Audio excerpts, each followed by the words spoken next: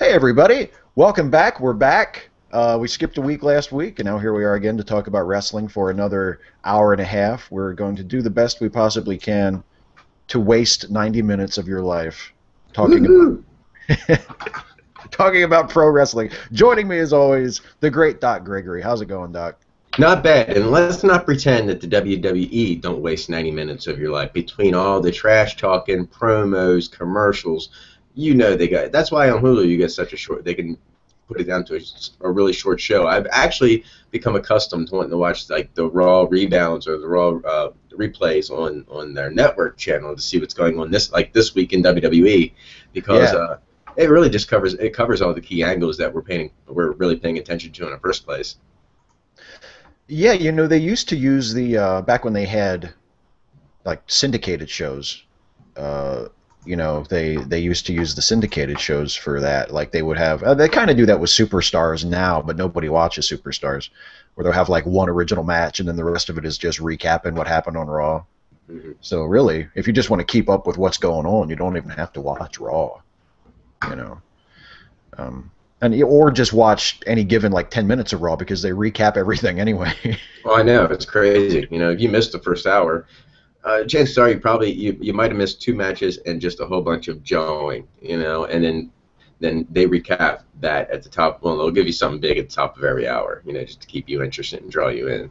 Yeah, and this week, did you notice watching Raw this week? Because I actually, I got up early on Tuesday morning and I wanted to just hurry up and watch Raw and write my synopsis of it for our show, and so the Hulu version wasn't posted yet, so I went and found a slightly illegal copy of, of the full show. So I watched the full version this week instead of just the Hulu version. Really? And man, they were. I mean, I guess like the 6 month commitment is running out now next month, so they want to get everybody signed back up for the network. But man, they were pushing the network like crazy, weren't they? It seemed Yeah, like they were. like every other segment was Michael Cole or Jerry Lawler saying, if you signed up for the WWE Network, you know. Oh, and every day, like, if you're a fan of theirs, if you like them on Facebook or Twitter, sure enough, it's been rammed down your throats on those social media sites as well. It goes every single day. Like I know, I recently just saw one. It's like this was your last day to sign up for the free week. Yeah, they were still pushing the free week on Raw Hmm. when there was only like an hour left in it. I mean, it's like sign up for your free trial. It ends tonight at midnight, and this show ends at 11. But go ahead. I guess they figured maybe people would sign up for it, and they would, realize how great it was, and then they would go ahead and buy it. But which good for them. I mean, I'm complaining about it a little bit, but I do want the network to succeed. I mean, I do want them to. Well, let's get serious. Let's get serious for a second, shall we? Yeah. When I first bought my Kia Soul, it came supplied with a month of free subscription a 3-month subscription to Sirius Radio. So I said, get serious. And I loved it. I love Sirius, but I really didn't need it because I had Pandora on my phone, and of course Pandora you can pretty much custom the music you like. You don't have that option really on Sirius, and the only thing I really was listening to was the comic channel anyway. So I let my subscription run out, and I tried to think about this because here I am. I'm one of those guys who, when I signed up for the network, it was the first day I signed up for the network on the first day, and I've been paying my subscription fees ever since, proud to, Yeah. because I love the network. So, and of course, here we come with that free week subscription, and you got people out there kind of, and I felt it too. You're kind of shaking your fist, like, well, what do we get for free? Because you're just giving away something we're paying for. Right. But then again, when it comes to Sirius Radio, they actually will send me mail saying, look, hey, we're turning it on for free during this week. So, and they're trying to lure me, what they're doing is trying to lure me back in, but I definitely take advantage of it when it's free. Well, yeah. I mean, honestly, if you're a wrestling fan, I mean, I know like ever since the network started, people have had complaints to make about it. I mean, when it first started, like the first week or two, there were a lot of technical glitches that some people had. I think most of those have been pretty ironed out. Like when I watch it, I don't have problems with it. And then they bitched that there wasn't enough content, and they wanted, like, I guess some people expected to have like everything in the tape library like up there the first day. and that's just not going to happen, you know. But I mean, for the monthly price, and considering that you not only get all the old pay-per-views, and now they have Clash of Champions, they're starting to add the Saturday night's main events, all Yeah. that, yeah, all that Hmm. old shit, and plus, like, you know, all the new pay-per-views that come out every month for only this price of your subscription. I mean, if you're a wrestling fan, even though it's not perfect and it might not be like, you know, what you would ideally want, it's pretty fucking good for $10 a month. I mean, and if you're not a wrestling fan, you don't care anyway. But if you fucking like wrestling, and you, especially if you've been a fan for a long time, like we have, I mean, $10 a month to watch any pay per view I can possibly think of from the big three, you know, that by itself is pretty good. And then not having to pay $50 for the fucking new pay per views, I you mean, know. between everything I've got to do when it comes to life, I don't get around to watching the WWE Network all that often. I don't think I've watched NXT for a couple of weeks right now. So I sit down and watch when I get an opportunity. And I haven't gotten through everything I want to see yet, and I'll be damned. Then all of a No. sudden they added on that Saturday night's main event, and I was like a little girl. I was like, oh, Saturday's main event! Ah! Yeah, I I mean, know. it's the only reason I would cruise up and down Dual Highway listening to "Obsession" by I think it was Animotion, but that it became their theme song for Saturday night's main event. Oh Like, yeah, wow. yeah, yeah.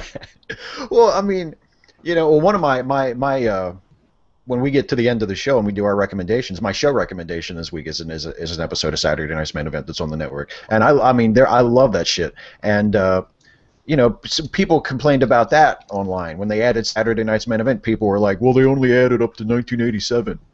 Well, I've only had the time to watch like two of them so far. Hmm. Like, it's not like they put up, like, you know, I think there's like 15 or 16 episodes up at this point.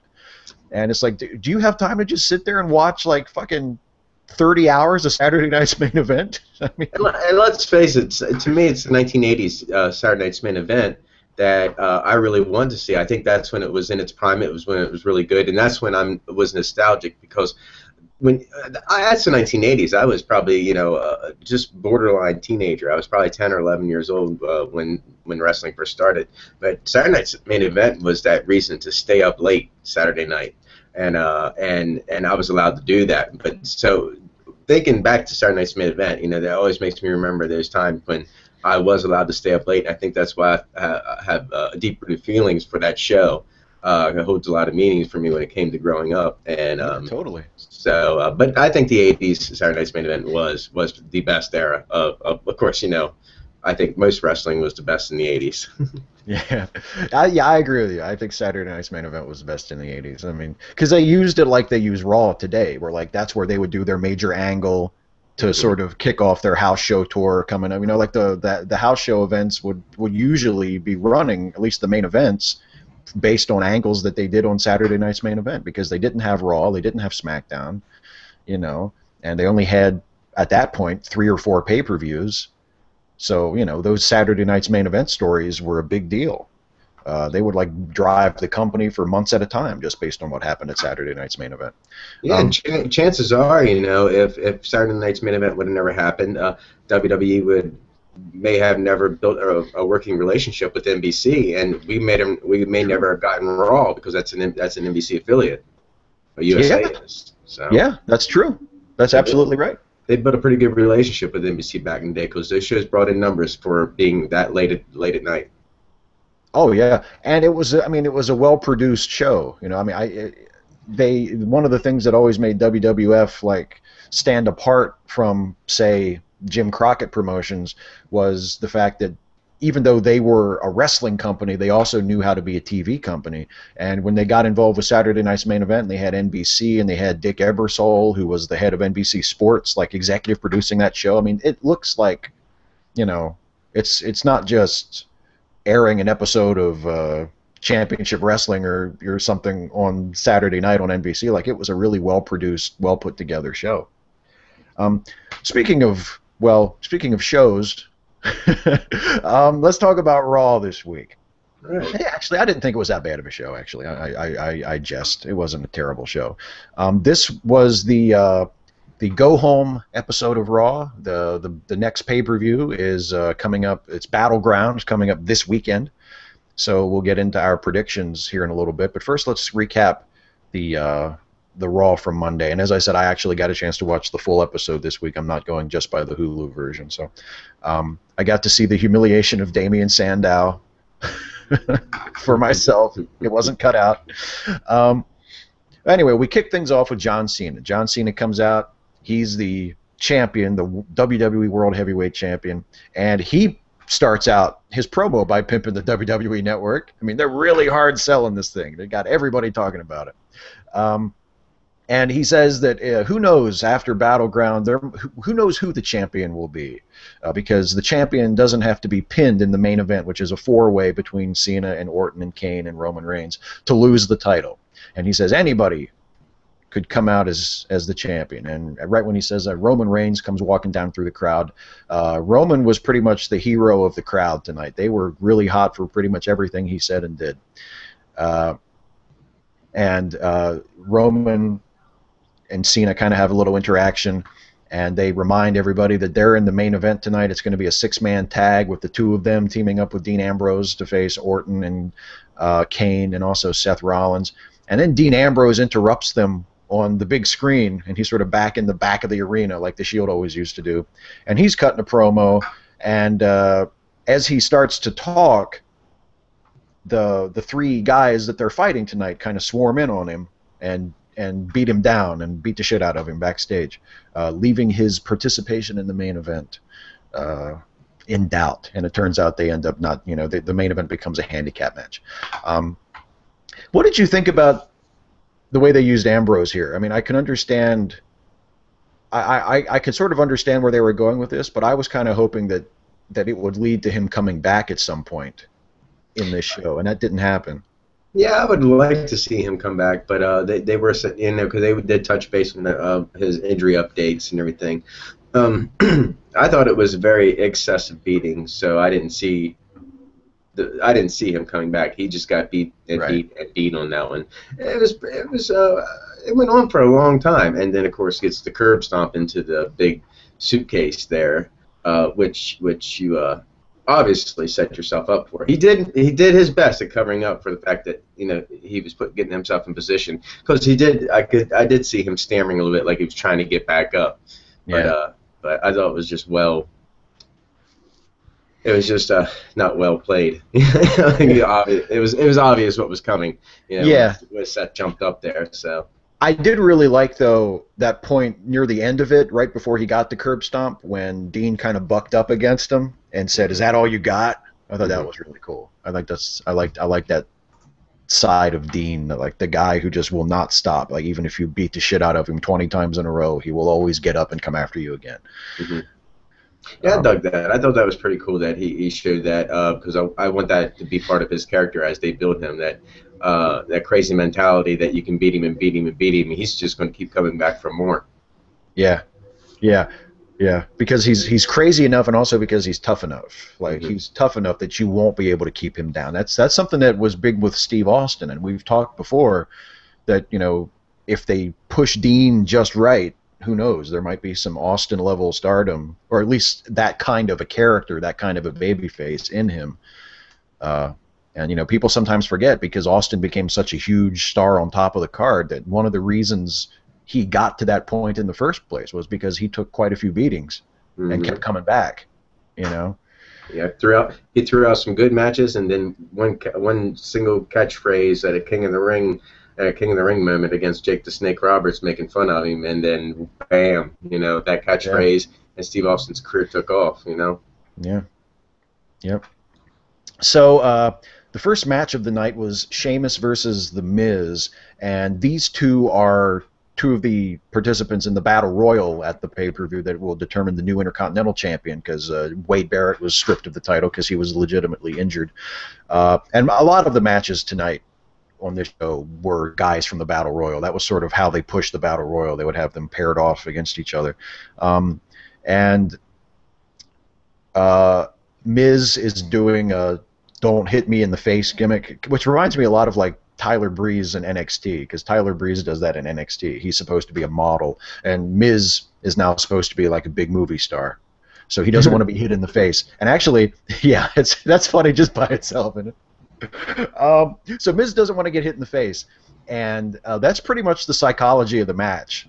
Like that's they work the match around Miz doesn't want to get hit in the face, which kind of works. I mean, it makes Miz look like a big heel because he's constantly rolling out of the ring or going like that to he's just avoiding an awful lot.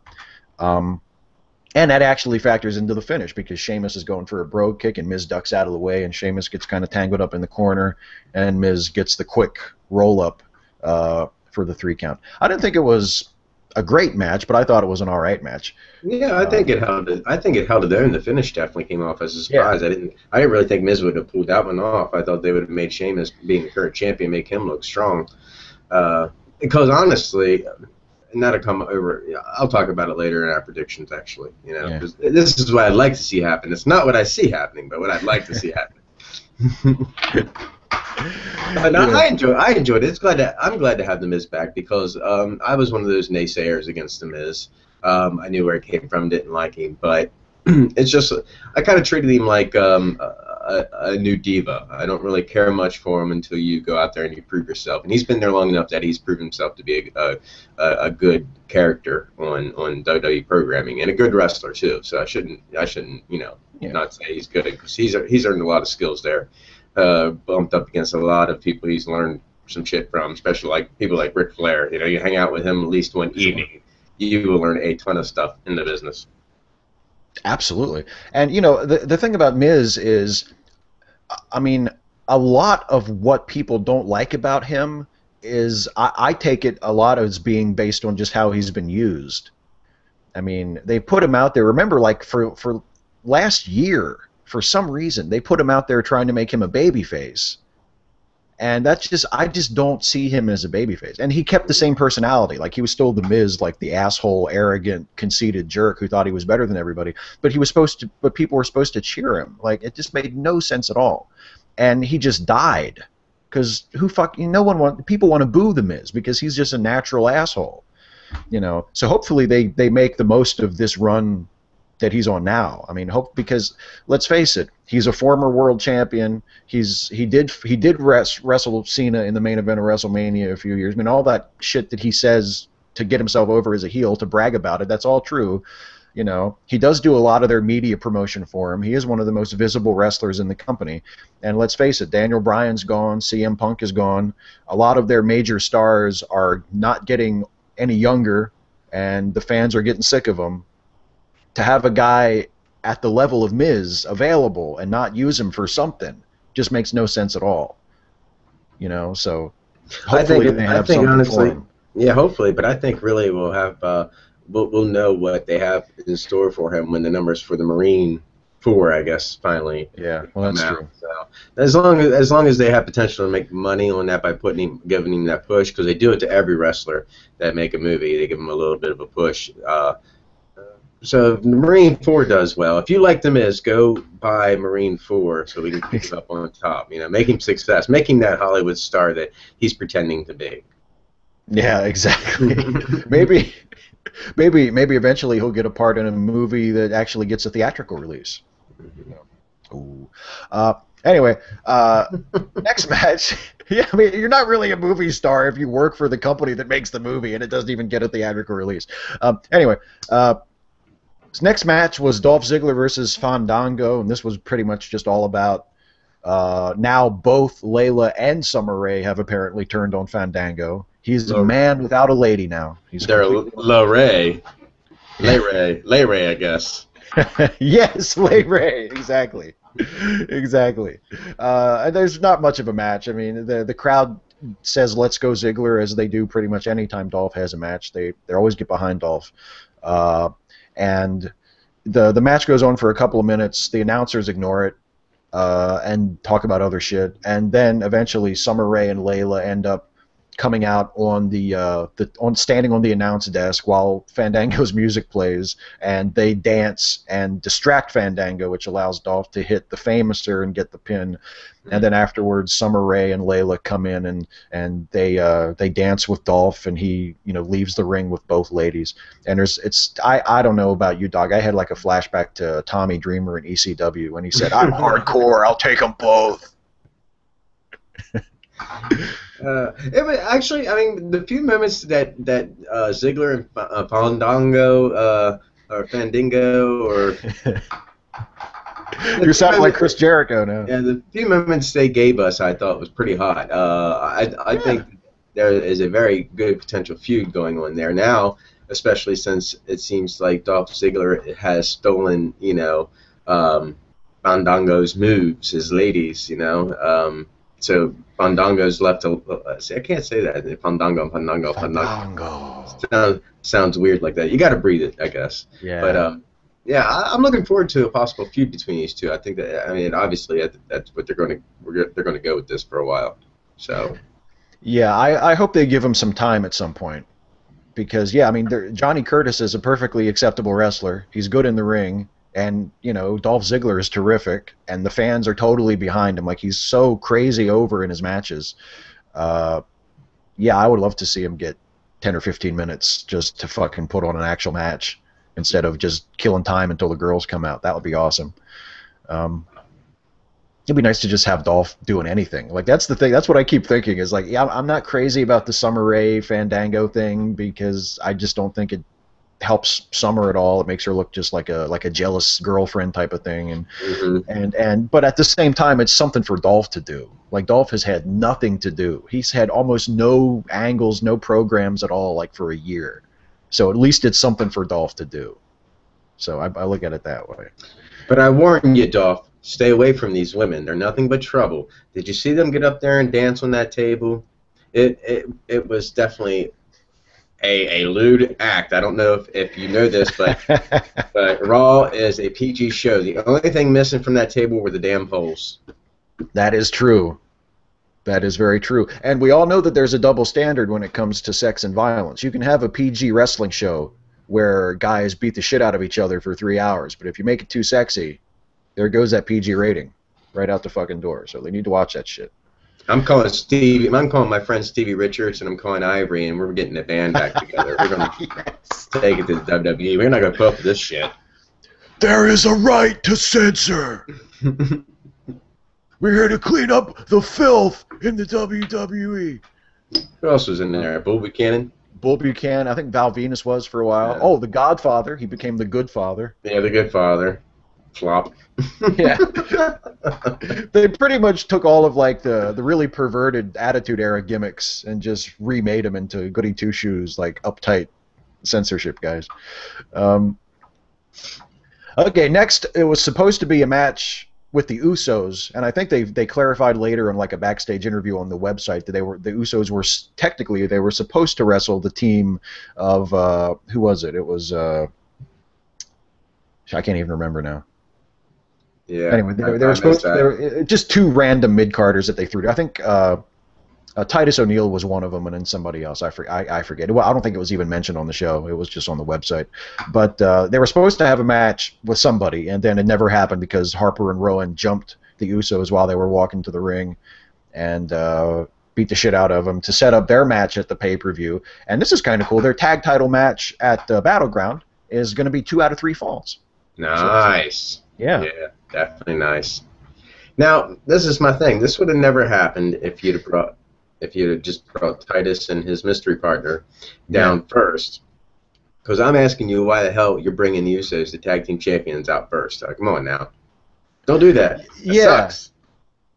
Yeah, exactly. Like, well, I mean, because they usually, like with the tag title matches, they don't do like the in-ring announcements.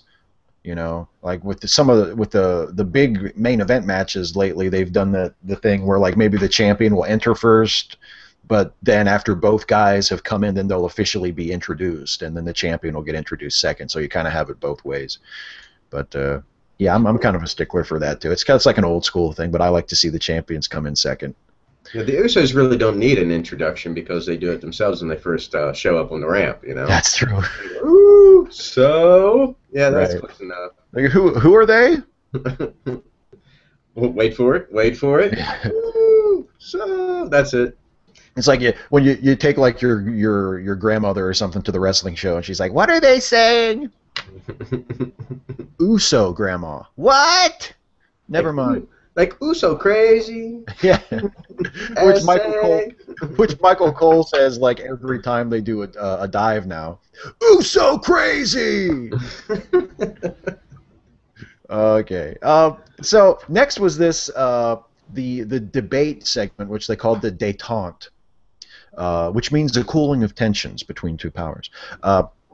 Rusev and Lana were on one side. They had the ring set up like when they do debates. They had separate lecterns for the guys to stand behind, and it was Rusev and Lana and Jack Swagger and Zeb Coulter.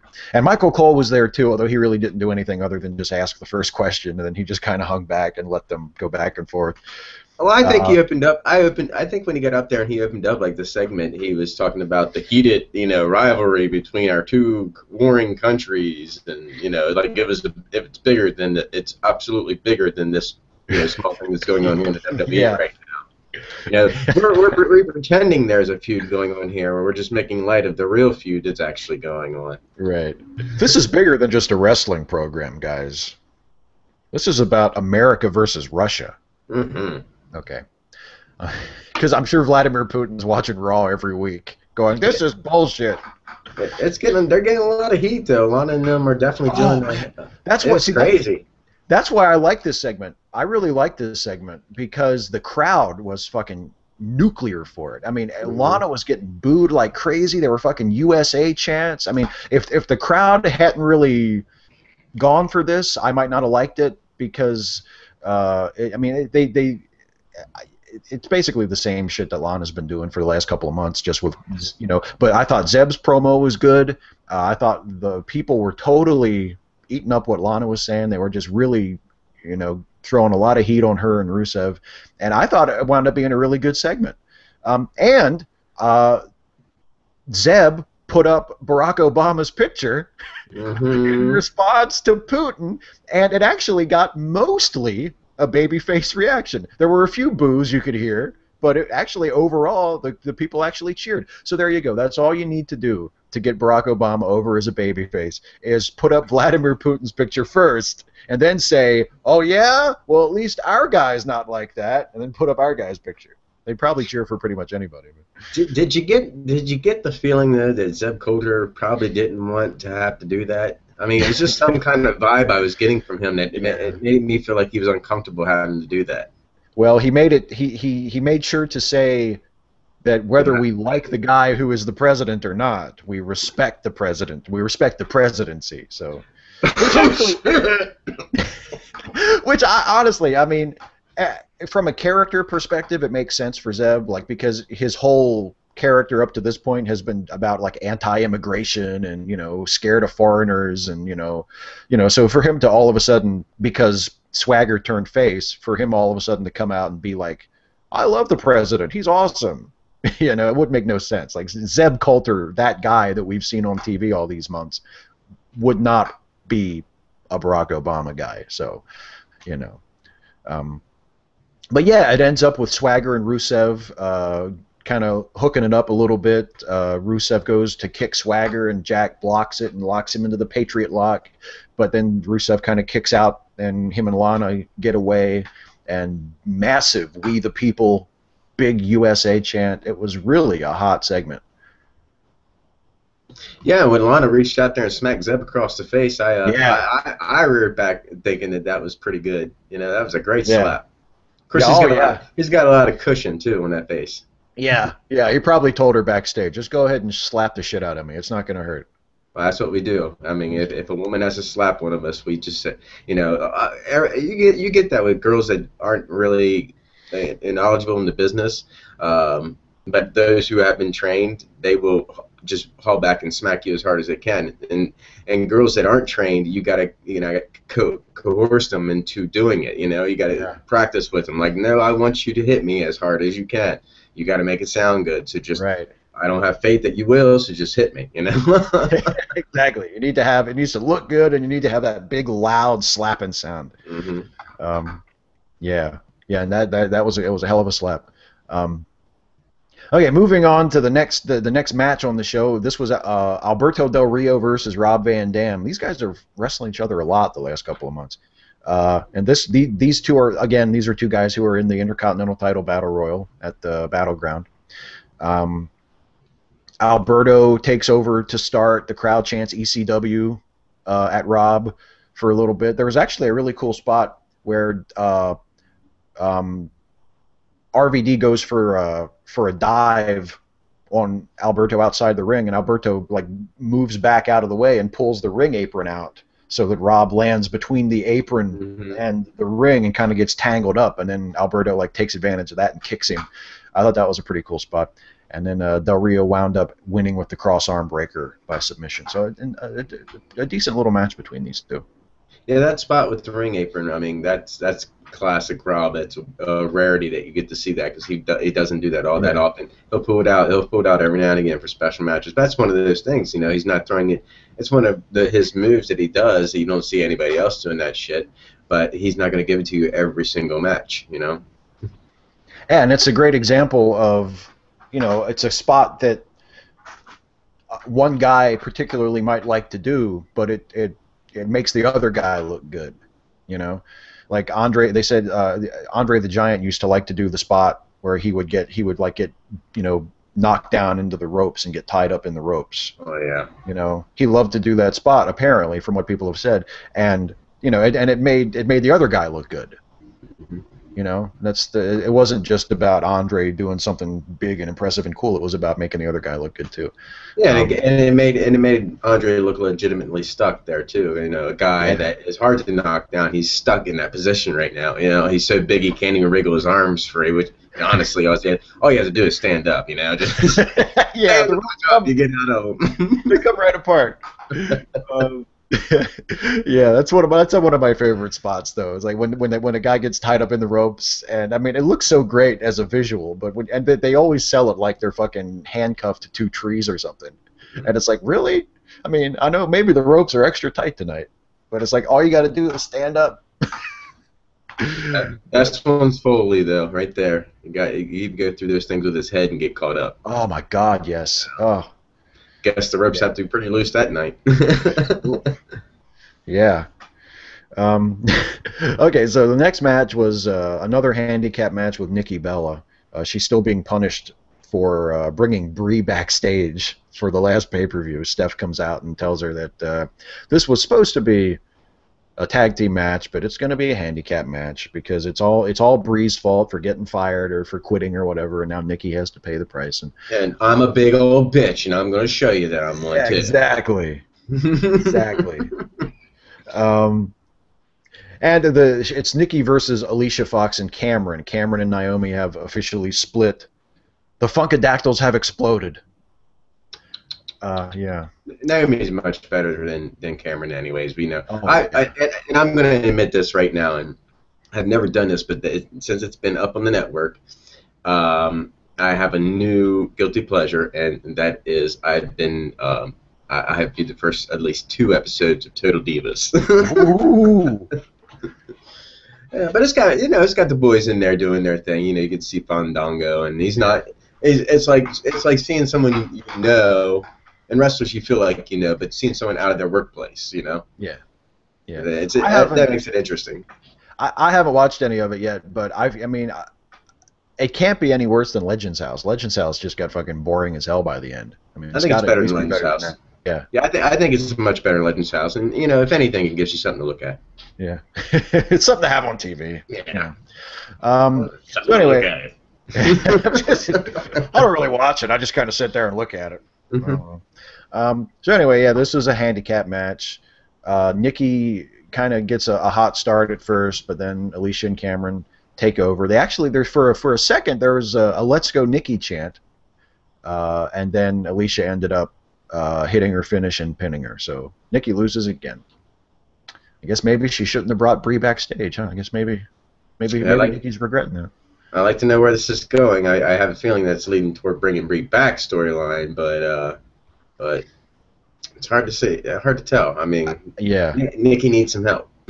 Yeah, yeah. Someone else brought that up. A review I read of this show uh, yesterday. Someone said, where are like all the other divas?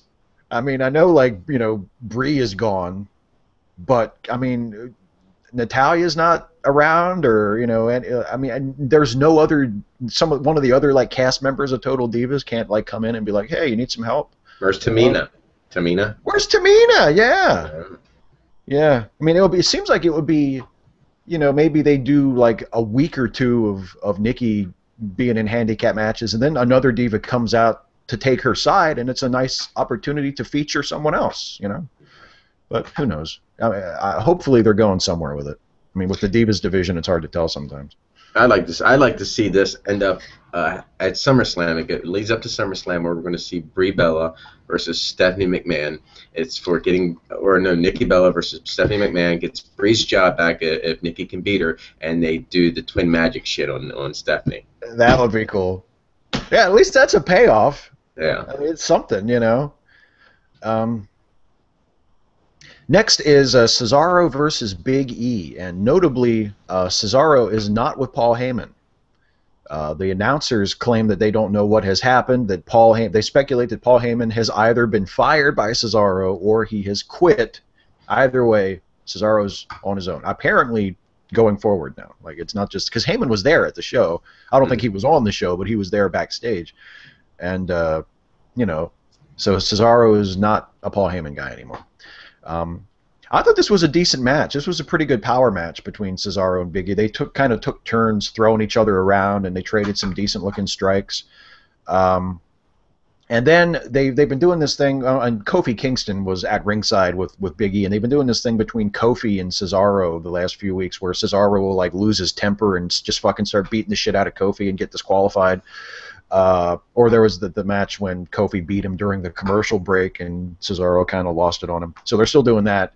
And Kofi was at ringside, and there's a point at the end of this match where Cesaro grabs a chair and tries to bring the chair into the ring, but Kofi grabs the chair and pulls it away, and then while he's distracted, Big E nails him and hits his finish, the big ending, and pins him. So the Kofi feud, the epic Kofi Kingston versus Cesaro feud continues.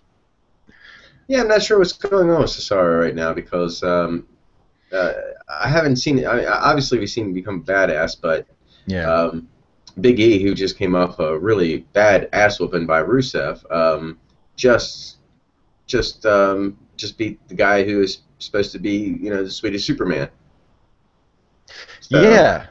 and I think Yeah. the whole Paul Heyman angle is that there is something that gets when Paul Heyman is out there with Cesaro that kind of gets everyone over. They want to like Cesaro, they want to hate Paul Heyman. And I think there's a confusion going on. WWE don't no longer wants that confusion because there I heard reports that Brock Lesnar is supposed to be coming back next week. And, Yeah. of course, Paul Heyman wants to be with Brock, and they probably just want no confusion right there that they're heels.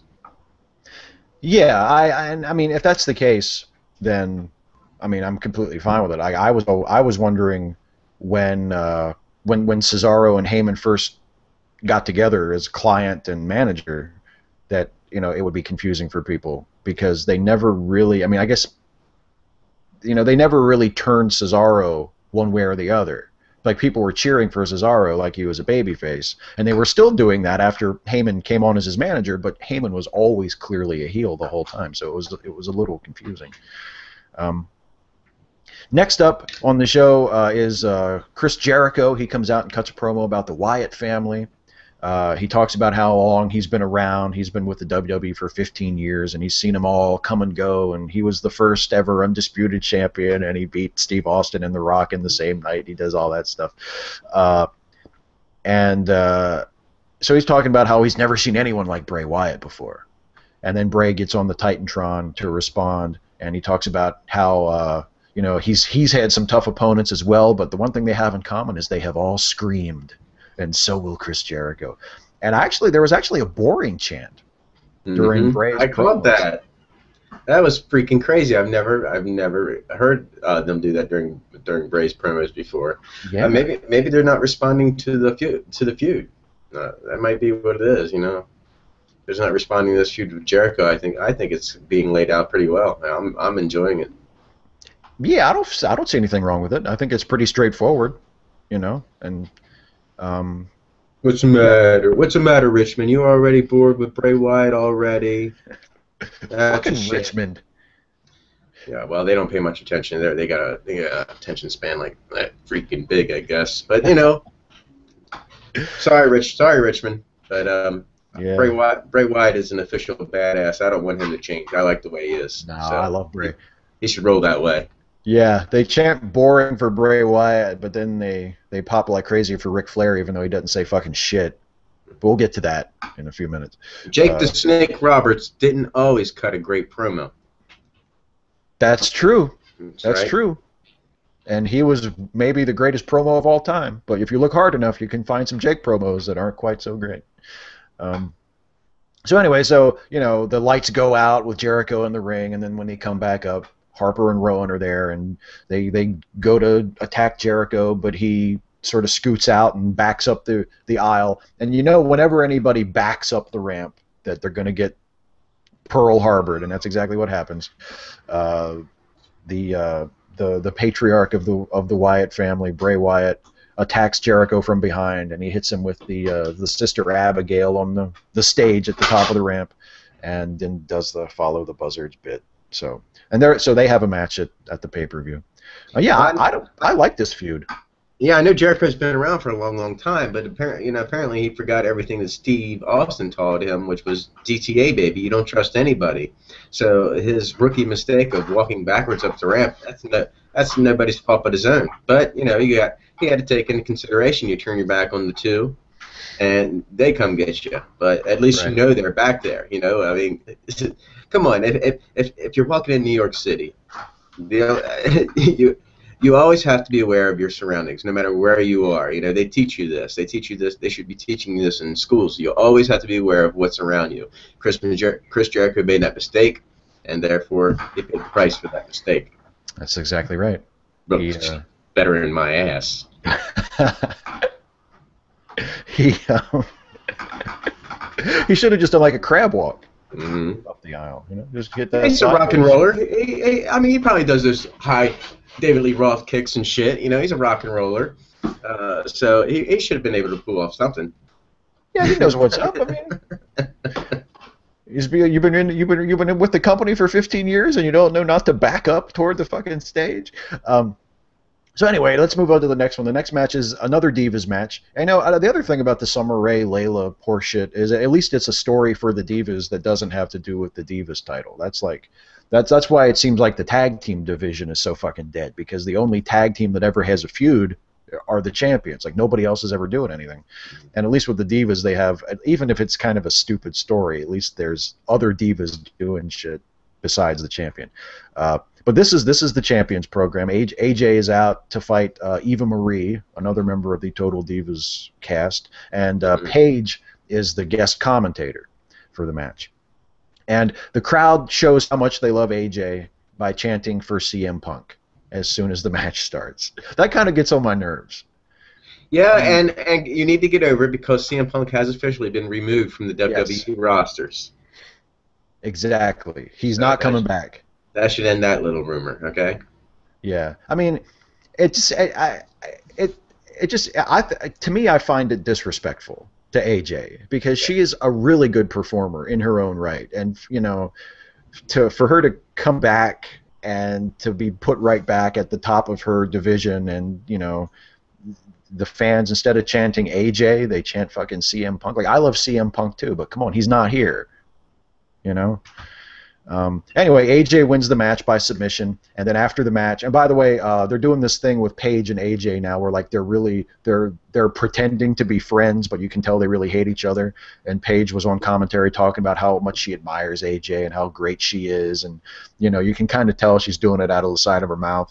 And there was a cool exchange between them after the match, where AJ puts on one of the other commentators' headsets and her and Paige just kind of do like a little mutual admiration society for a minute before AJ skips away. I thought that was funny. Oh, I love your hair. I love your hair. Yeah. I just wanted to tell you, I love your hair. Mm. Yeah. Great matchup there. But you know whose hair I really like? I like Eva Marie's hair because that wild fucking red hair just. I like Eva Marie. She looked good. She looked good in that match. That's only because I think she looks good. I like Eva Marie. I picked that up from Piddle Divas too. When she got her hair done, I was like, yeah, much better. Improvement. Next up was my man Bo Dallas. Bo Dallas had a match with the Great Khali.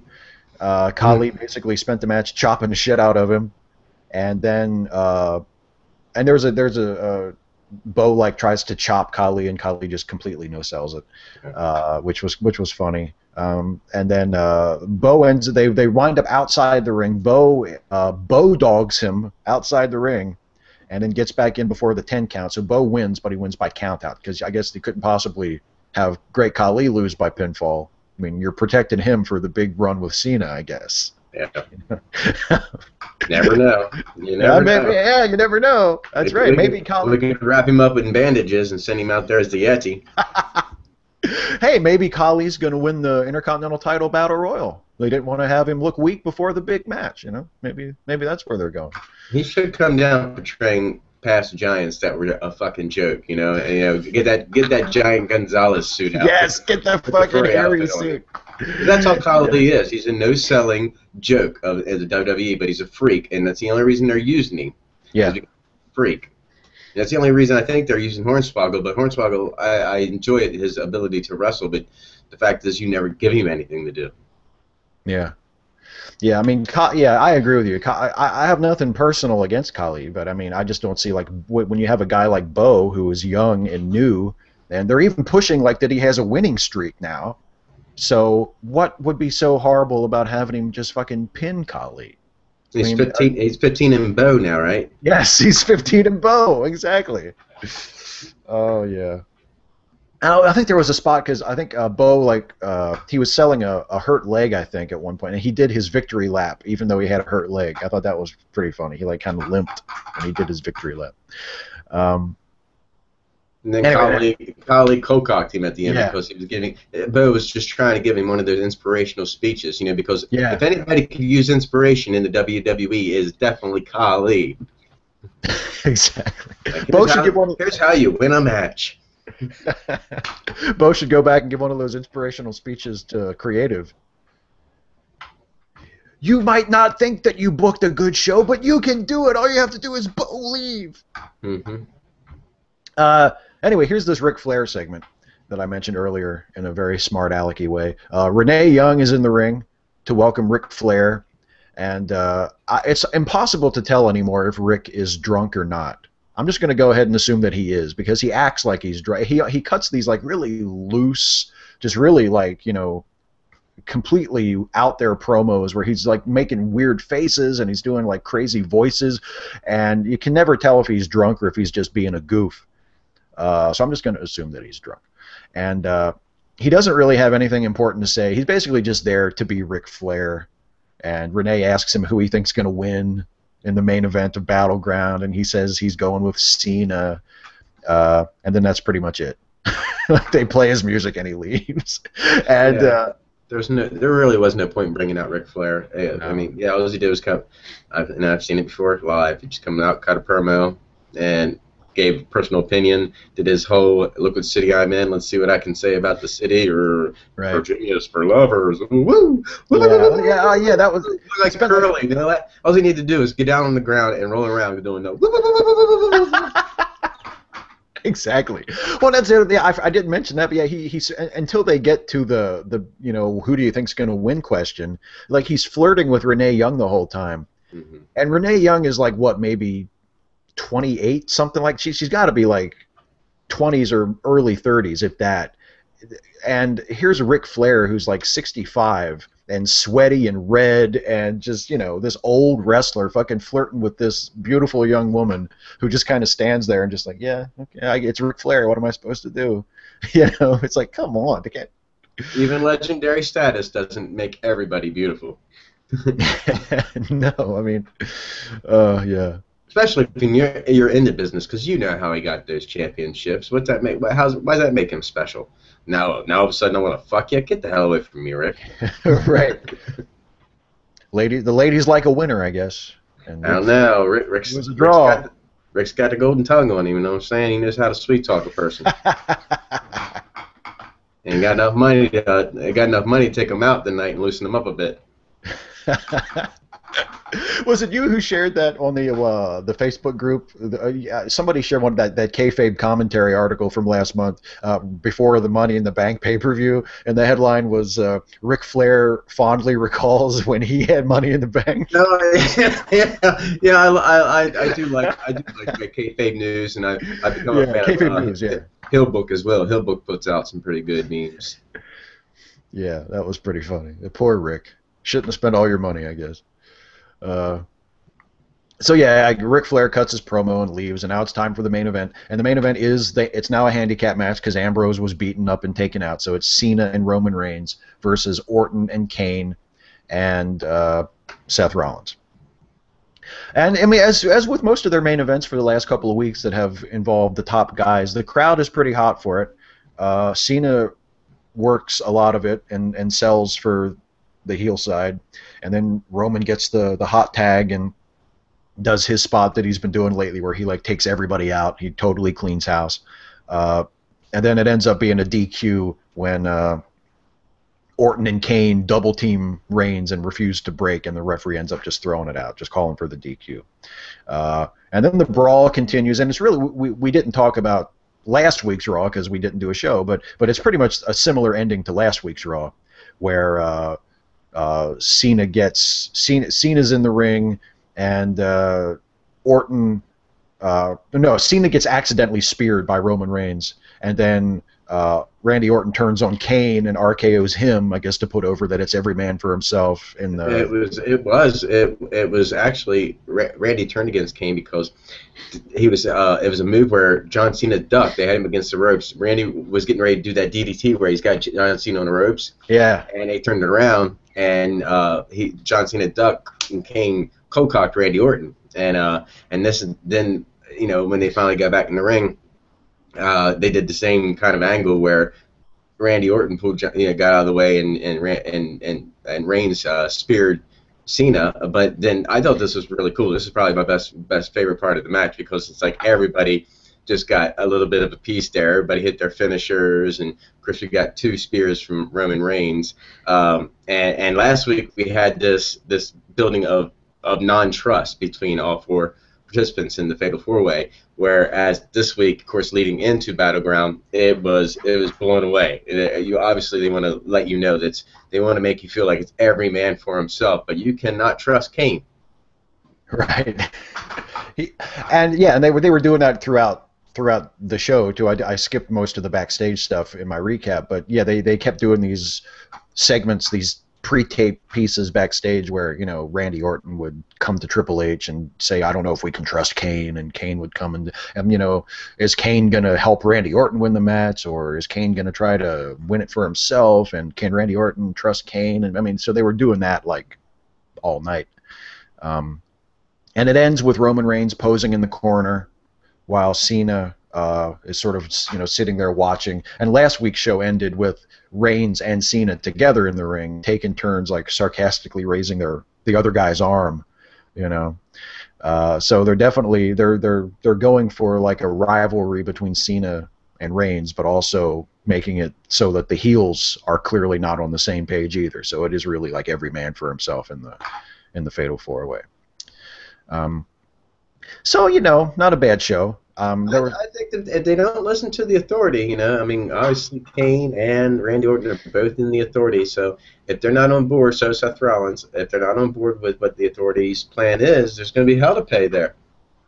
So I think this is a pretend double cross. You know what I'm saying? That's how I'm playing this out. That Kane and Randy Orton are in cahoots with showing they don't trust each other, just to divert your attention, to divert their opponent's attention, and then they'll even fight each other because they're both crazy sons of bitches anyways. They'll fight each other too, but ultimately Kane's going to probably protect Randy Orton. I'm Mhm. still feeling that. That would be a diabolical, evil plan. It's right up Kane's Completely. alley. Yeah, right up Kane's alley, and right up Triple H's alley too, because he is the True. cerebral assassin. Hmm. We have to always remember that Triple H is the smartest wrestler ever. He probably is, actually. I mean, he's running the company. Uh, so so anyway, like, he might not be the greatest, but he's certainly the smartest, or at least the one who figured out that if you marry the boss's daughter, you get to run the whole fucking show. Hmm. Uh, so anyway, this was the go home show for Battleground. Battleground is this Sunday on pay per view and on the WWE Network. So let's go down the matches that have been announced so far and talk about our predictions for these. And we actually, unlike the last pay per view, they have announced more than like 2 matches. So we have a good card just of the matches that have been announced to talk about. So let's go. First, they're doing a pre-show match, and the pre-show match is Cameron versus Naomi. The Funkadactyls explode. I'm picking Naomi for this one. Yeah, I'm going with Naomi as well. I mean, honestly, I think she's the one you're going to get the better push out of the two anyway. So, got to have the match that breaks up the two. This is going to be the one. This is the one that's going to make Naomi the Shawn Michaels, going to make Cameron the Marty Jannetty, and that splitting of that team. But yeah, Naomi's going to win that one because I think she has an incredible future ahead of her, and she's got some skills. I agree. She's got good size and a good look and good like athleticism in the ring. Yeah, definitely. Of the two of them, she's definitely the one with the bigger upside. Um, Next, Jack Swagger fighting for the honor of the United States versus the foreign menace Rusev. Um, as much as I really, really like Swagger as a babyface, I don't really see Rusev going down yet, so I'm picking Rusev for this one. What do you I'm think? going to call it as a double count out. Ooh, interesting. I think this feud's got more. Let's feed it double count out or a disqualification. Either way, there's not going to be a decisive victory going on. I like that. No one's going to get the pinfall. That's a bold prediction. Hmm. That's actually a good idea. Then you could drag it out till SummerSlam. That's what I like to see. I want to see that. You can heat this feud up. Now you got the opposite strength against Rusev's protagonist side. So Yeah. now you got Jeb, who on par can stand up to Lana, and I do believe that we all know that Jack Swagger's got the ability to perform at top notch level. So I think Oh, absolutely. we can squeeze this one and get a good feud out of it. So I'm saying this one's a no decision. Let's push it to SummerSlam. Awesome. Next is the best 2 out of 3 falls match for the tag team titles. The Usos defending against Harper and Rowan. I am going to repeat my incorrect pick from last month, and hopefully it'll be correct this time, and say that Harper and Rowan are going to win this one. What do you think? I'm still going to go with the Usos. Good guys tend to win the 2 out of 3 fall matches. Yes, they do. Yes, they do. So I'm I'm still trying. going to go with the Usos. Yeah, well, I have. I have. I mean, it's. I think we both try to sort of predict where they're going to go with it. Like what's if so and so wins this match, then what's the next match? Mm-hmm. And it's I guess they could tease out Usos versus the Wyatts. I mean, maybe they could blow it off in a gimmick match at SummerSlam. Cage match. Yeah, that'd be cool. You know. Okay, next is the Divas title. AJ defending against Paige. I'm calling AJ for that one. What do you think? I'll go with Paige. Paige. Yeah, honestly, I mean, I like both of them. I really do. I don't care who that belt's around because I like both of them. I think their feud right now is a little silly because it really it makes them look like prissy little damn girls and not tough ass chicks, and that's the way they need to look. That. Oh, I just love your hair. That's bullshit, man. You want to yank that fucking hair out of a head. So I'm going Paige. Yeah, I like them both too, but the frenemies thing is a little, especially since they've both shown that they can go pretty good in the ring. Mm-hmm. I mean, It's like, well, look at like the way they've been doing the ladies division in MMA, right? I mean, Ronda Rousey isn't over because she's like, a prissy little chick. She's a fucking badass. She goes in there and kicks ass. Like, imagine if they booked a diva in WWE like that. Like, they had her just come in as like a shooter and just fucking murder people. I think that would get over huge. You couldn't call her a diva though. Yeah. So that's what they want. They want people they can call divas. Right. They couldn't put her up in like fucking bikini pictures on the website and have her like prance down to the ring with like an up tempo theme song and and enter the ring in such a way that it shows off her ass when she comes through the ropes. That's pretty what they all kind of have to do. Imagine if they did that shit with Moolah back in the 80s. and Wendy Richter and Yes. Yes. Wendy Richter comes down to the ring bouncing around with her fucking tits half hanging out and just pointing her ass at the crowd when she gets into the ring. Yeah, that would have. Yeah, really got over, right? That would have got over in a big time. That would have. I don't think that would have been a major WrestleMania match if they had gone that direction. They actually have a few women on the roster now who can wrestle, halfway decent. Why not just let them wrestle and just see what the fuck happens, Anyway, next up is Dean Ambrose versus Seth Rollins. This is kind of a tough one because I like both guys and I really, really love Dean Ambrose. And I would love to see them just fucking strap the rocket to his back, as they say. But I called Seth Rollins for this one. I think they're gonna have Rollins win this one just because, I mean, he just won the Money in the Bank. It seems like they're kind of positioning him for a good top level role. I don't know. It could go either way, but I'm going with Rollins. What do you think? I'm going to take Dean with this one. I don't think a loss on Seth's behalf would hurt him any. He still is that Money in the Bank briefcase winner.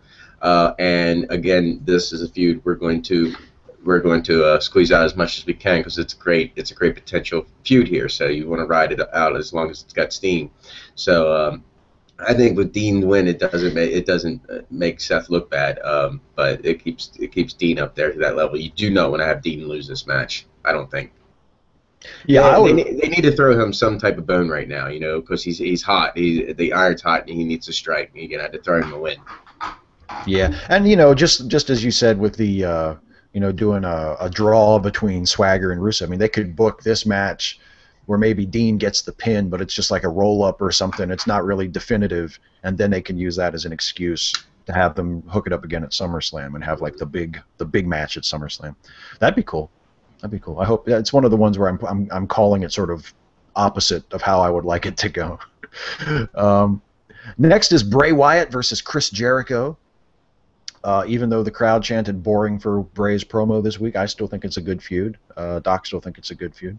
I'm going to say that Wyatt is going to win this one, and that's one I hope that I'm right about because, like you said about Dean needing a win, I kind of think Bray needs a big win and a big match too.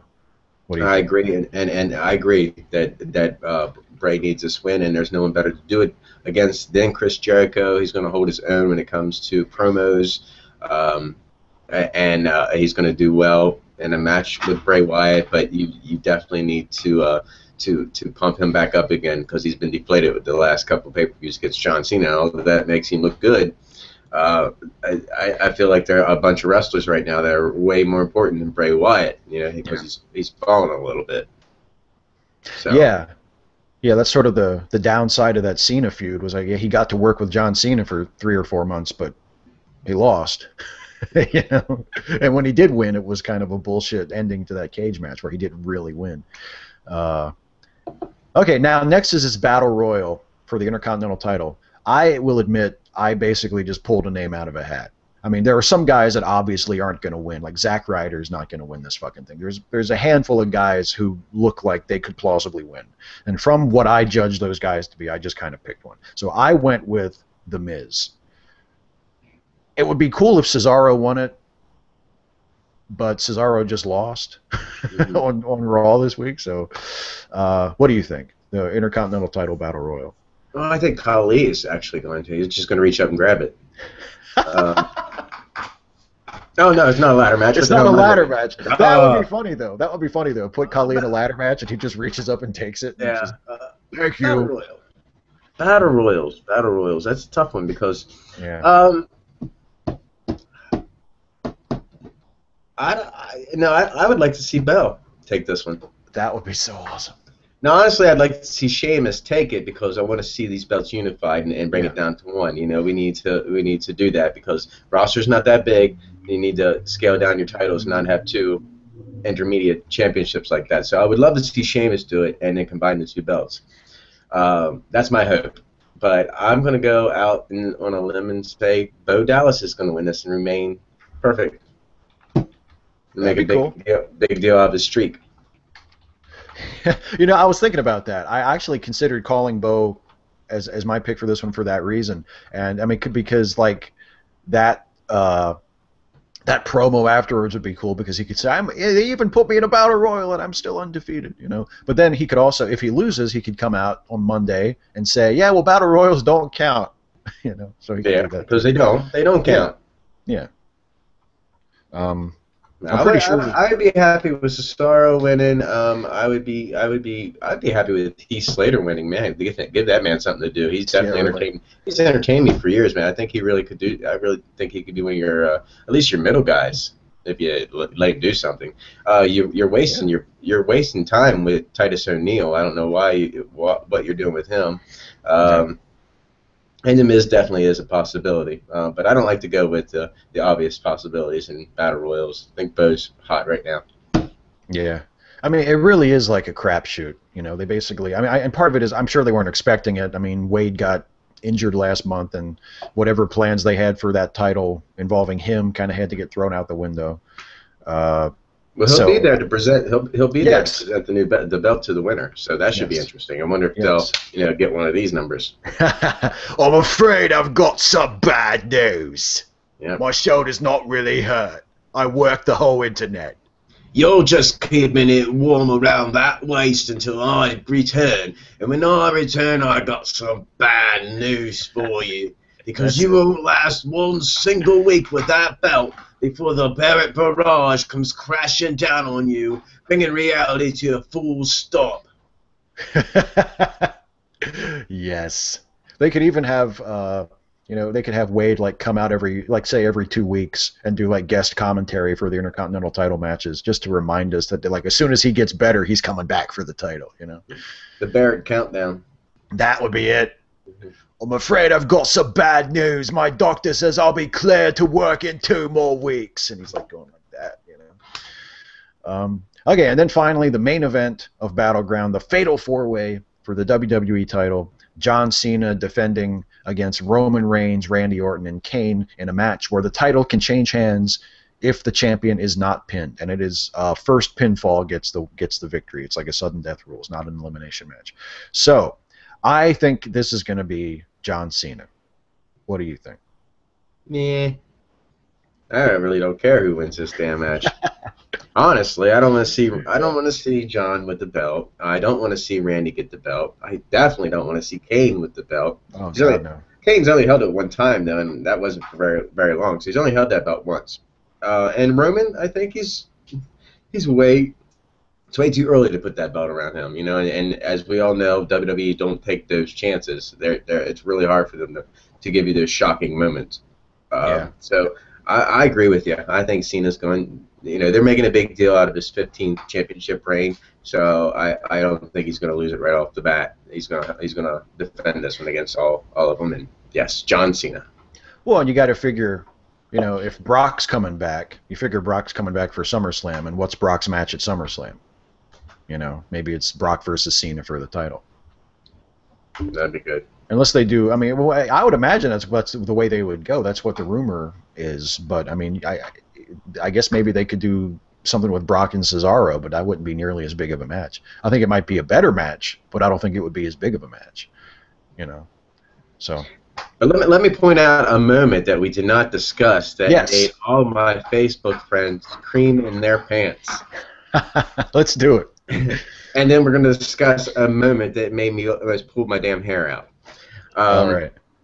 The first was the commercial for WWE 2K15 Oh that came yes. out that had the symphony playing, and you knew what was coming, and of course Sting did a cryptic message that 7/14/14 would be an announcement, and it's that you can get the Sting character and two generations of Sting characters in the WWE 2K15 if you pre-order it. It's kind of the same deal they gave you with the Ultimate Warrior last year. So, and everybody was excited about that because we obviously know this Sting has signed some type of a deal with the WWE, which is awesome. They need this mainly because we want permission to put out some DVDs, and they don't really need his permission. They own the library, but it'd be nice to work with him so they can do those interviews. So we're finally going Yeah. to see some of this stuff. So, and on their website, of course, they got the Fantasy Legendary match thing where they got Undertaker versus Sting, and I'm praying, as excited as I am to have Sting, and I'm praying that does not happen. Yeah.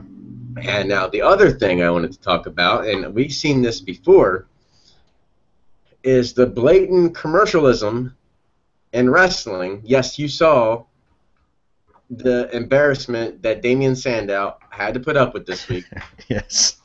First, it was that T with Adam Rose and Santino, and then this week, of course, we had Sonics, and it was all about the hot dog with Adam Rose and Damian Sandow. Of course, Damian's in the Sonic uniform for some odd reason and on roller skates, but I don't like this commercialism. I like doing live commercials on TV. I don't really know how I feel about that because I don't want them to be the butt of jokes like that. Not on their live show. If they were in a commercial that was like aired off the show, I'd understand, maybe laugh at it, but I do not feel comfortable with them doing that stuff live on the show, just blatantly advertising, a Sonic hot dog. Yeah, I agree. It just doesn't seem. I mean, I guess because it's a thing they just started doing relatively recently.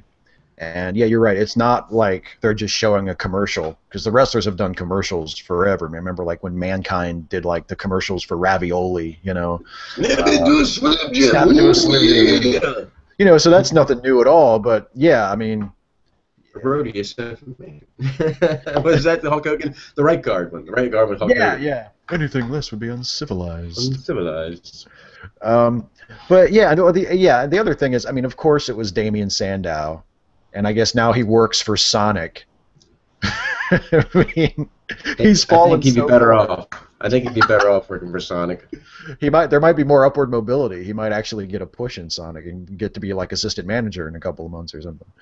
It's like, thank you for coming to Sonic. You're welcome. That would be great. Here's your drink. Thank you. You're welcome. You're welcome. Yeah, but the Sting thing, I noticed that. I mean, they did the video game promo, right? They showed it like during the live show, and it was really cool. And then they mixed in the noise, like the live crowd noise, when you watched it on the show, and once people realized that it was a promo for the game and not for Sting actually coming, people started to boo it. Mm-hmm. I mean, people really wanted to see, like, ever since Sting kind of disappeared from TNA, and there was like the rumor on the internet that he signed a Legends deal or that he was in talks with the company or something. Everybody's been like, oh, where are they going to bring in Sting? Even though Sting is like 50-something years old, and other than TNA, which not a lot of people have seen, like the last time anybody saw Sting was back in WCW in 2001. I mean, the guy's been kind of out of circulation for a long time, but people still love Sting and want to see him have one big run in the WWE because he never worked there. And it's like, oh, here's Sting. Holy shit, it's Sting. Like on Raw. It's for the video game. Yeah. So hopefully they do. Never say never. Never say never, because this is a huge step. I mean, this has never happened before in the history of the WWE that Sting has been part of that company, and now he has signed a deal with them. So, we're closer than ever to getting, some type of at least TV time out of Sting. He might not get a match out of him, and that'd be okay. I'd be just fine if Sting was a part of the new crop of wrestlers coming up and teaching them. He was a great wrestler and a great entertainer.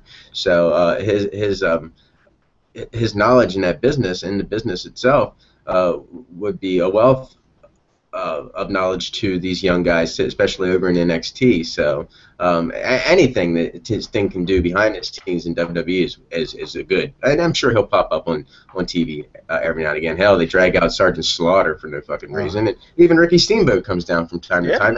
And last night they drug out and dusted off and gave 2 drinks to Ric Flair and brought him down. Yeah, you got to get him a little oiled up before he goes out because he's not used to talking in front of people. So of course Rick has to drink a little bit. Liquor can. No. Woo! That's much better. He takes a shot of something, and then all of a sudden he's like elbow dropping the floor. That's the old Ric Flair. Yeah. So yeah, hopefully Sting comes in and does something other than just the game, because people clearly, at least in Richmond, and I know Richmond was like an old Jim Crockett WCW town, so maybe they were a little more hot for Sting than other areas would have been, but people clearly were ready to see that Sting was coming in, like for real, not just for the video games. So hopefully they have something for him, even if it's just showing up on Raw and cutting a nice promo. Well, we're getting close to the end of the show here. We have our Legend of the Week to talk about, and then our network recommendations. But I was looking at the YouTube comments just now, and David Bojang asked an interesting question about there was an article recently published in The Atlantic about WWE and their history of not putting black wrestlers on top. Not putting non-white wrestlers on top, really, with the exception of maybe The Rock, who is of mixed heritage, who is Samoan and African American. There really has never been like a non-white guy in the Hogan era, at least. You could count Pedro Morales, I guess, from the 70s. They have a history, basically, of not putting non-white guys on top. And there's an article about that in The Atlantic, which is a big mainstream magazine, and David Bojang wants to know if we've read it and what we think about WWE's race issues. We've talked about that a little bit on the show before. Yes, we have. I definitely have. I feel, without even reading that article, that there are huge race issues, because it's something I've noticed for a long time, that with the exception of The Rock, that black guys, it just seems like the darker you are, the worse you got it. Mark Henry had a good run, but he was a huge man. And even him, for a long time. It took him 15 years before he got to the main event. And you can grant it, those champions weren't champions for long if they didn't win the belt. It is a shame. There are a ton of African American wrestlers out there that I always loved R-Truth. I thought he had a shitload of ability, and he's proven himself as a champion of other leagues.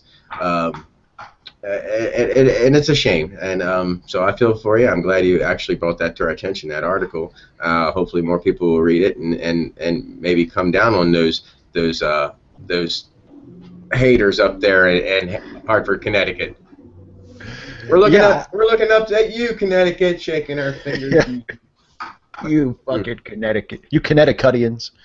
The thing. Connecticutians. Why are you so racist up there in Connecticut? Connecticut. But the thing is like, maybe back in the day, it was more of like an actual racism problem. Like I can imagine, rich northeastern white guys just saying, "We're not going to put the belt on a black guy. Are you kidding me?" Nowadays, it's probably not that. It's what you would maybe call like tacit racism, or sort of just generic, like unspoken casual racism. Like they just don't realize that there's a problem. Like you point out, like, hey, you guys have never had an African American world champion. Do you realize that? And they probably be like, really? Holy shit. Because they're not doing it on purpose. They're just blind to it. Mm-hmm. Because when Vince McMahon has, when he imagines what his perfect world champion looks like, he's imagining a white guy.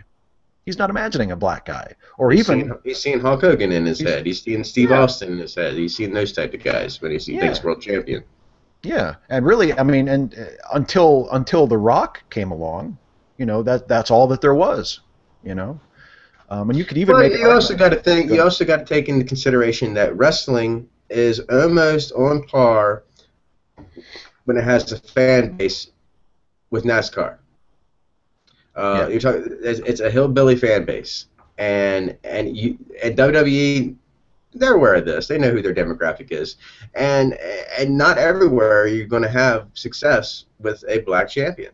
I mean, they are a touring company, so in their yeah, mind, they're thinking, I'm not gonna make as much money putting that belt on a black man. And it's a shame, but that's kind of the way America works. You go down to the South, you might not bring in so much money on a black man's merchandise because they don't want to buy those T-shirts for their kids. that's It's a true. shame. It is a shame that racism still exists, but it is out there and it's rampant and it's ugly. And we've seen it at its ugliness since for what the last 6 years since we've had a black man as president. Yeah, I mean, yeah, so true. it had brought out the worst in fucking Americans. I have said that I hate to, I liked Obama. I voted for him twice. I will be glad when his presidency is over, so we can move on to the next person we're going to bitch about because this presidency itself has just made America so ugly. Yeah, It's a shame. yeah. It's brought out the worst in certain people. Well, to talk about like the Southern wrestling audience. I mean, even because when people who want to defend this racism thing, because I mean, we're both huge wrestling fans. It's not a matter of saying that wrestling is some horrible thing. It's just that this is clearly a part of its history, and you should just acknowledge that this is obviously a part of wrestling's history. That there's been a lot of racial bias, as there has been throughout American history in general. But if you wanted to make an argument from the other side, someone might come in and say, well, what about Junkyard Dog? What about Ron Simmons? And what about Ernie Ladd? And they would think of all the Bobo Brazil and all of the black wrestlers who were major stars.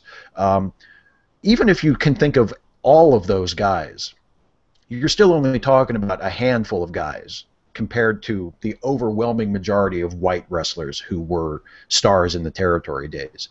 I mean, the reason why everybody automatically thinks of Junkyard Dog when they want to think of like a major black territory star in the 80s is because he's one of the only guys that you can think of, because there weren't that many. Mhm. you know. So anyway, that was a good question. I did read the article and I thought it was really interesting, and I agree with the premise. So thanks for asking that question. What's the website again? I'm gonna write that down right now. It's The Atlantic. The Atlantic. The Okay. Atlantic, yeah. Yeah, it's a pretty interesting article.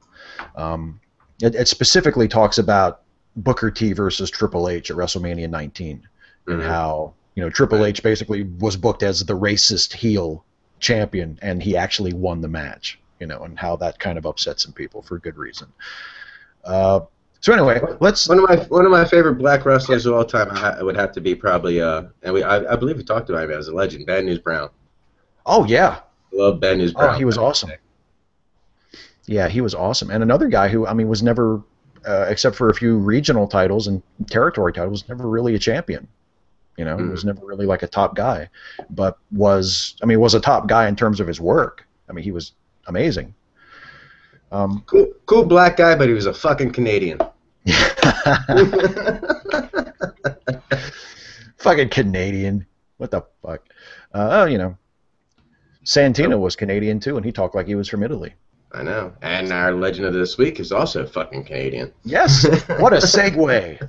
What a great segue. Let's talk about our legend of the week. Well, ladies and gentlemen, this week I brought up a legend simply because on August 16th I will have the opportunity to meet and work with this particular legend, and it'll be the first time for me, and I'm looking forward to this. The wrestler I'm talking about this week is known in the WWF as Rugged Ronnie Garvin. Ronnie was born Roger Barnes on March 30th of 1945. He is a semi-retired wrestler and professional referee. He got his early career back in 1962, where he teamed with his brother Terry Garvin, and he actually was managed by the brother Jimmy Garvin, but that was actually Ron, his stepson in real life. Garvin made a name for himself early on in the states of Georgia, Alabama, Kentucky, and Tennessee when it was still territorial. And then around 1970, he did a split with his brother, and that was around the Welch-owned Knoxville promotion, Southern Championship Wrestling. That's where he infamously threw the championship belt off the Gay Street Bridge. He later wrestled in Angelo Poffo's International Championship Wrestling, and he got to do feuds against Randy Savage and Pez Whatley. After that, he actually got to have some feuds with Andre the Giant and Bob Orton and Tony Charles. He used the gimmick known as Mr. Knoxville back in these days. And after he left that, he moved down to NWA's owned Georgia Championship Wrestling territory. He had held the Georgia Television Championship, the TV title, 5 times. He got to feud with the Legion of Doom member Jake the Snake Roberts. So apparently there was a Legion of Doom member, Jake the Snake Roberts, back in those days. So that's new to me. I did not know this. I don't know if it's the Legion of Doom though. But I think it is. It is tagged to Road Warriors. So apparently, unbeknownst to me, Jake the Snake was a member of the Legion of Doom at one time. But they did a storyline where Jake held the TV title and refused to give it to Garvin in a rematch. So Garvin had to mortgage his house to come up with $10,000 to pay Roberts for a rematch. Garvin would go to win the rematch and once again become the television champion. After that, he moved, of course, to the Jim Crockett Promotions, where he earned himself the name the Man with the Hands of Stone, feuding with the likes of Tully Blanchard and Barry, and he actually got to team up and form a team with Barry Windham. They won the United States Tag Team Championships from Ivan Koloff and Khrushchev, but then of course lost them back to Koloff and Dick Murdoch. In particular, Garvin's feuded with the Jim Cornette's Midnight Express. That was a team of Dennis Cordry and Bobby Eaton at Starrcade 1985. I believe that's on the network. He teamed with Jimmy Valiant to face Condrey and Eaton in a Atlantic street fight. For this match, Garvin wrestled in drag as Miss Atlanta Lively. Garvin also had a singles feud with Cornette's bodyguard, Big Bubba Rogers, as we know him as Big Boss Man, to whom he lost a street fight at Starrcade 1986.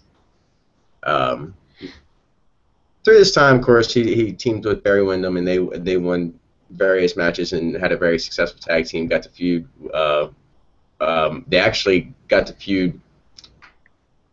He actually got to feud with his brother Jimmy Garvin and was able to turn his valet Precious, and we all knew who Precious was. You remember Precious? Yeah. Turned her into a babyface. Hard to read this stuff. In May 1987, Windham and Garvin reached the finals of a tournament for the vacant United States Tag Team titles, but lost to the New Express lineup of Eaton and Stan Lane, my favorite Midnight Express. Totally. And, of course, those two teams continued to fight over those belts. One of the good things about the Garvins, they entered the feud with the NWA World Champion Ric Flair in 1987 over Flair's lust for Precious One. On occasion, when Flair defeated Jimmy to win a date, Flair defeated Jimmy to win a date with Precious. He was instead ambushed by Ron Garvin once again in drag as Miss Atlanta Lively. So apparently Ron Garvin liked to dress up in women's clothing, but that's purely speculation, ladies and gentlemen. During this feud, Flair once stated that Garvin had hands of stone that eventually gave him the moniker the Man with the Hands of Stone, of course. Moving on, of course, we all know him as Rugged Ronnie Garvin in the World Wrestling Federation. He came in there and he started the feud with Dino Bravo, but lost a match to him at WrestleMania 5. After that, which was probably his biggest feud in the promotion, is when he got into it with Greg the Hammer Valentine. They feuded several times, but it culminated in a retirement match, and Valentine won that match against Rugged Ronnie Garvin, making him retire. But then Ronnie came back as an official referee, and that was cool because he had moved on to being a referee. Garvin actually was a special announcer at a match between Greg the Hammer Valentine and Hercules, where he literally just badmouthed Valentine on the way down the ring. He said he was coming in at 30 pounds heavier than what he announced, and he only had 2 left feet. But yeah, the match Valentine won against Hercules, but then Garvin would not announce Valentine as the winner. He announced Hercules as the winner, and Valentine attacked him, and this got into it. So Valentine actually went to the president, I guess it was Jack Tunney at the time, and asked for Garvin to be reinstated. Actually, he was a referee. He was a referee for some time as well. I left that out. He was a referee. This is what happened now. Greg Valentine and Hercules match was when he was a referee, and he screwed over Valentine, and it led to the match at the 1990 Royal Rumble, which after that, Garvin really didn't last much longer after his feud with Greg the Hammer Valentine. He did have a small feud with Rick Martel. They had cut promos with each other, but it was never on television. So shortly after that, he had left around 1990. He returned to the independent scene, but he hasn't really done much. He does come out of the woodworks every now and again to do the refereeing thing and to do the wrestling thing. CPW on August 16th in Petersburg, West Virginia, was lucky enough to get Rugged Ronnie Garvin. I believe he'd probably be special referee, but he's going to be refereeing a match, the main event, again, and a tag team is going to be Bill Bain and the Maestro. We all remember Maestro from WCW, and they're going against Sexy Shane Shadows and Rock and Roll Express Ricky Morton. And I believe Rugged Ronnie Garvin is the special referee for that match. I could be wrong, but the names I've listed are definitely going to be at the show. Other things, a little information you might not know about Rugged Ronnie Garvin is he is an accomplished pilot. Wow. His stepson Jimmy Garvin became an airline pilot in his retirement from wrestling. Garvin actually holds commercial and instrument ratings for single-engine and multi-engine aircraft. Wow, So, I didn't know that. interesting little tidbit there about Rugged Ronnie Garvin. I just wanted to bring him up because he is going to be part of a show. I'm looking forward to meeting him and working with him and getting some pictures with the man with the hands of stone. It's going to be really exciting. Yeah. He's had a hell of a career in NWA. I would say that's probably where the meat and potatoes of his career was in Jim Crockett Promotions. I only remember him, of course, from the WWE, so I have to look back on this stuff, and watch the Starrcade matches with him in it and see those matches from a long time ago. But definitely want to check out Rugged Ronnie Garvin. It's going to be part of my recommendation this week. So, Steve, you got anything you want to say about Rugged Ronnie Garvin? Yeah, when you mentioned a little earlier on in your talk about him, when his feud with Jake the Snake, I guess he wasn't. I don't think he was Jake the Snake quite yet, but Jake Roberts in Georgia Championship Wrestling over the TV title. Jake was actually the booker in the territory for that. So Jake booked that feud with Ronnie Garvin, and it was like a really big success for the territory at the time. So all that stuff about Ronnie having to mortgage his house and Jake refusing to give him a title shot and everything like that was all from the mind of Jake Roberts. And that's some of the stuff. That's one of the things I really am looking forward to. I hope that they start putting more of that stuff on the network. I hope that they put some of the old Georgia Championship Wrestling and World Championship Wrestling shows from the early '80s on the network at some point, because that would be the shit. That would be the shit. Yeah, because some of that stuff is hard to find. I mean, some of it you can find a little bit of it on YouTube or other places on the internet, but it's really hard to find, and it would be really awesome to see some of that stuff because from what little of it I've seen, it's really good, and from what you hear about it, it all sounds like it's just really cool. So, but yeah, Ronnie Garvin is awesome. I remember his feud with Greg Valentine. They had a match at I think the Royal Rumble 1990 maybe, where the gimmick was they both had shin guards. And it was like so they could block each other's finish because Valentine used the figure 4 as a finish and Ronnie was using the Scorpion Deathlock at the time, which they called the reverse figure 4, and they each had like a shin guard to block the other guy's move. So that was pretty cool. Did you have a network recommendation, Doc? I do. I would like you to go and watch one show on the network this week. It would be the one that Steve just mentioned, which would be the Royal Rumble 1990. I do like now tying my legend into something I can find on the network. So eventually I'm going to run out of that option. Oh no! Wait! We haven't covered Slick yet. So Yeah, there you go. Check out the Royal Rumble 1990. One match you won't see was the dark match on that show, which was Paul Roma against Brooklyn Brawler. I bet you can't guess who won that one. In the first match, we had the Bushwhackers, Butch and Luke. They go against the Fabulous Rougeau Brothers, and I did love the Fabulous Rougeau Brothers. Jacques and Raymond with Jimmy Hart in their corner. I love those guys. And, of course, Jacques went on to be the Mountie, and I love the Mountie. The Mountie. Oh, yeah, I'm the Mountie. I love that guy. Yeah. You also see the Genius fight Bruce the Barber Beefcake. The match we mentioned, which is Greg Valentine against Rugged Ronnie Garvin, and Greg's managed by Jimmy Hart. We have Hacksaw Jim Duggan against the Big Boss Man with Slick in his corner, and the main event would have been Hulk Hogan. Must have been yeah, it's a Royal Rumble. It was the Rumble, yeah. Yeah. Hulk Hogan and a whole bunch of other guys in a big Royal Rumble, but Hulk Hogan eliminates Mr. Perfect in the end, which I thought was fucking bullshit anyways, because I was a huge Kurt Hennig fan back in the day, and I wanted him to be perfect, you know. I remember when they took his belt and the hardcore title, which we see, which is just a replica of that trash belt.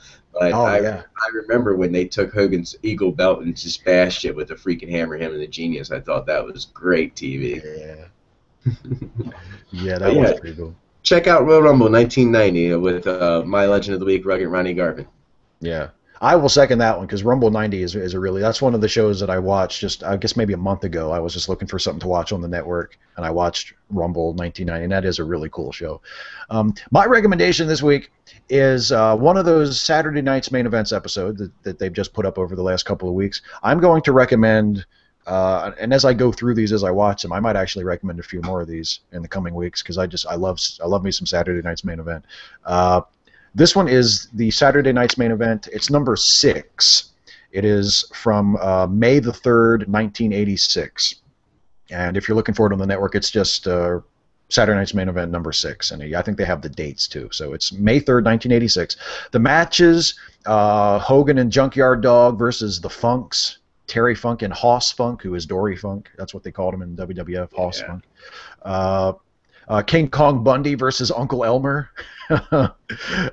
Adrian Adonis, adorable Adrian Adonis, versus Paul Orndorff during Orndorff's babyface run after WrestleMania, before he turned on Hogan again and became a heel again. It's during his babyface run. That was an interesting part of his career.